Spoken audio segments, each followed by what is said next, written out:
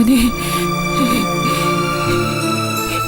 എന്റെ ഭഗവാനെ, ഒടുവിൽ അങ്ങ് വന്നു ചേർന്നല്ലോ എന്റെ ഭഗവാനെ. അങ്ങോട്ട് നോക്കൂ. അതൊരു രാക്ഷസനാണെന്ന് തോന്നുന്നു. കഴുകന്റെ വേഷം ധരിച്ച രാക്ഷസൻ.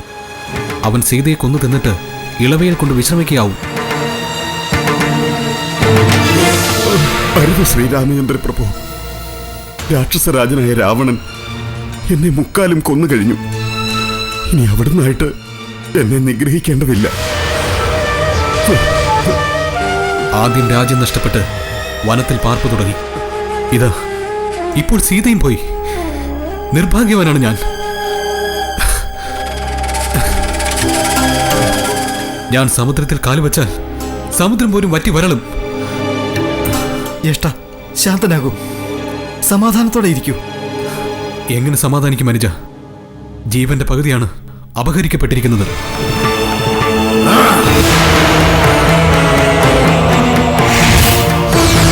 വലിയ വാളും ഘോരമായ വില്ലുമൊക്കെ ഉണ്ടെങ്കിലും നിങ്ങൾ ഇന്നെനിക്ക് ഭക്ഷണമാണ്. ഏതായാലും മരണമടുത്തു.